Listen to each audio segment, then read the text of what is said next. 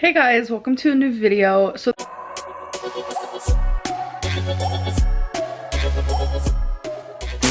this one might be a little shorter than the last one. I guess we'll see when it comes to like editing and stuff. Oh my god, my hair.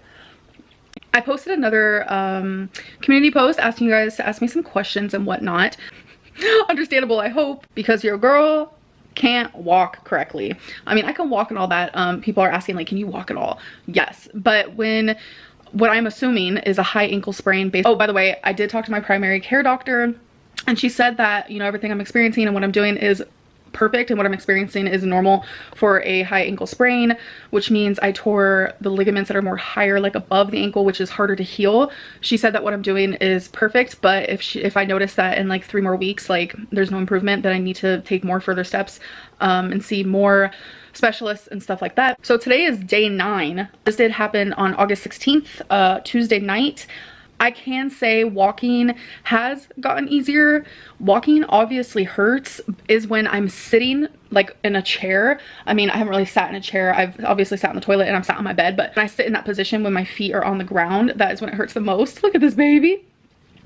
Yeah, so needy. Oh my god, I love her so much. I'm still icing it, resting, elevating, not putting, you know, too much weight on it and stuff like that. So get into some of these questions. Would you consider talking through your stories and poems and explaining them? You don't like writing advice, but maybe you could explain your writing and that might give a lick of understanding to people. And something I'm actually thinking of doing is taking those long-winded, cringy, horrible poems and transferring them into the person I am today and the writer that I am today.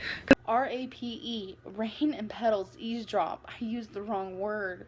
My writing today is so drastically different to the way that I used to write. So I don't want to see the poem.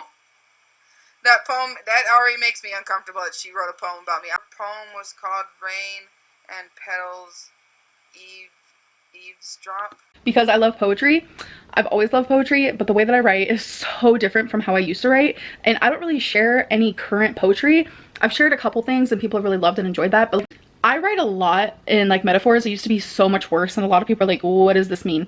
So I understand why you'd want me to explain my writing a little bit more, so that could be something I do in the future. Would you ever consider talking more about your childhood, telling stories or something similar? I feel like a lot of people, myself included, could find something relatable or insightful in that. I have thought about sharing more about my past, but I just feel like I come from a crazy family. It's the truth.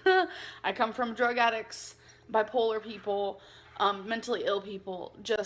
I do. Did you honestly think that I was gonna be the only normal one? I don't know, I'm super vulnerable like when it comes to that. Like I share a lot with you guys and I feel like when it comes to my childhood I kind of refrain from sharing majority of it. I know you guys have heard a lot of it, but just imagine there's so much that I haven't told you that I'm scared to tell you, and I don't want my childhood and the trauma that I went through to be a topic of discussion in that regard, because I feel like it's inappropriate, I feel like it's rude, I feel like it's triggering. Have you considered getting weights so you can at least keep your arms active while you're sitting in bed all day? I actually have not thought of getting weights, but I do have like armbands and such. So I have been doing like these like punch exercises and like arm ups. My girlfriend's trying to support me through all that because you know what?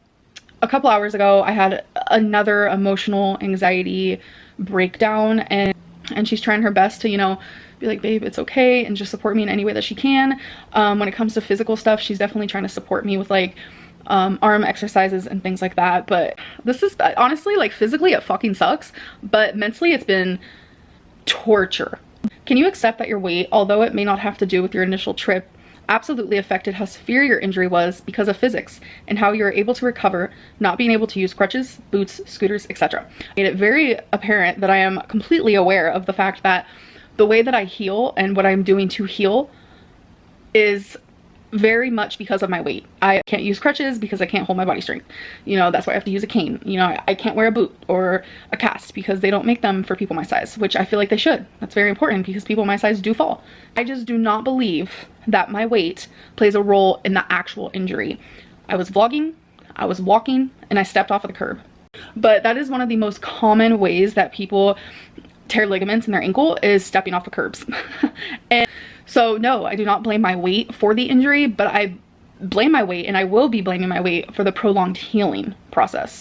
I'm more than my weight. I am a human being, and I just feel like when people, a lot of you, but I feel like a lot of you just look at me as a fat, morbidly obese, lazy ass bitch. Like, that's how I feel. I could have very well been injured because my shoes were unstable. Like, it could have been anything.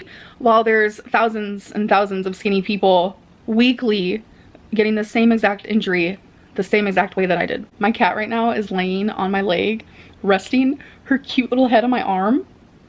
I've had people ask me on Instagram, like, do you notice like your animals, like, are they worried about you? Are they acting stressed out? I notice like my animals are always so loving and so obsessed with me. With a lie detector determined that was a lie. I do notice that when I'm walking, Twinkie looks at me.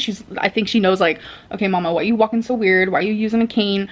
But I don't notice like any stresses with them, which is so good because I know that like animals can pick up on that. But they're still just loving on me, being cute little babies. Do you think we, in parentheses, actual supporters, will ever get couple content? Like your girlfriend does your makeup or anything like that?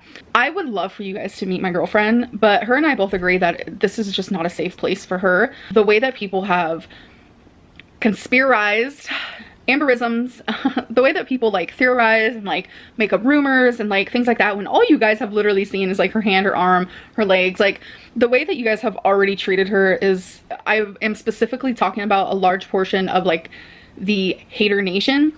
The way that you guys have already treated her has been kind of horrific. I protect the people I love. Like when my mom was here for a couple months during my whole cancer story, like she was totally fine with being on camera. She was like, yeah, I'll be in your videos, but I would not allow it. I protect those I love, and I'm not gonna put my girlfriend through that anytime soon. Right now, it's just, I don't want it to damage her mental health, the way she is as a person. I don't want it to ruin her confidence as a person. The comments and some of the people who follow me are insanely horrible, like to the extreme.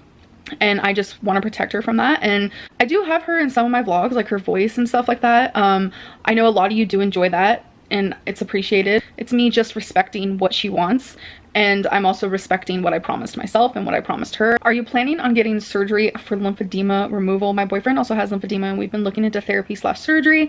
Sorry you're suffering with it too. The fact that it's not curable is the part that really messes with my head, because it's like most things are curable. There's a medicine you can take or something you can do for it, but lymphedema is one of those things that you're stuck with forever. I do have a close friend of mine who did have lymphedema and she got it removed, but she still suffers with lymphedema. It's weird that you asked this because I have been trying to learn more about surgery when it comes to lymphedema. It's a very, very invasive surgery, so that kind of scares me. If I look at the pros and cons, based on how bad lymphedema is versus the invasiveness of the surgery, I think that for some people, surgery for lymphedema is the right choice.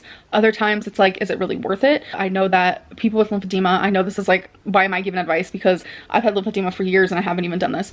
You should see a lymphedema specialist. I know I need to. My doctor is referring me to one. Every doctor I see, they know what lymphedema is, but they don't know. I have been doing lymphedema massages, so I don't know if your boyfriend is doing that at all, or you could help him with that. I noticed that it helps a lot with the fluid and the swelling, so definitely look into that. Very interested in learning more about the surgery as well. Does the idea of actually losing the weight and needing to maintain the weight loss scare you? Yes. My whole life, I haven't been able to stay on track, so what makes me think that one day it's just gonna click and I'm gonna be on track for the rest of my life, able to lose weight and maintain? It's hard, it's scary. Yeah, it's a scary thought. Why did you say you weren't the one striking channels, only to admit on Instagram that it was you and you do it again? So again, this is through the rumor mill, because I have admitted and I have said 1,000 different times that I did copyright strike a channel. I have admitted that, I have shared that. I'm not afraid to admit that or share that, because I had a whole video literally titled that I copyrighted striked somebody. So this is again just more rumors, and it's just frustrating. Like this whole rumor thing lately has been so insane, because so many people are like, I don't watch your videos on your channel. I watch them through reaction channels. And no wonder why people think I'm lying. Like this is a perfect prime example. Okay, so this is gonna be the last question for now. Have you been recognized in public? Was it a good or bad experience? How often does it happen? I have been recognized easily over 100 times at this point, and every single time it has been a good experience. It always starts with, are you Amberlynn Reid from YouTube, or are you on YouTube? There's the usual, oh my god, can I give you a hug? Can we take a picture? I've had people ask for my autograph. Actually, the first time I was recognized in public with my girlfriend, someone asked for my autograph and my girlfriend was like, oh my god, I cannot believe this is happening. Like I was recognized in public several times when my mom was here to visit, and my mom was just like, my daughter's famous. So if you guys ever see me in public, definitely come up to me. I am probably more nervous than you are. I'm a very nervous, social anxiety, shy person, but I'm also very kind, and don't worry, like, definitely come up to me. It's a fun time. It's a fun time. But yeah, okay, so I'm gonna end this video. So I hope that you guys did enjoy this video, and I'll see you in my next one. Bye. I'm always trying to see through your flaws, 'cause I know that you got so much more to give.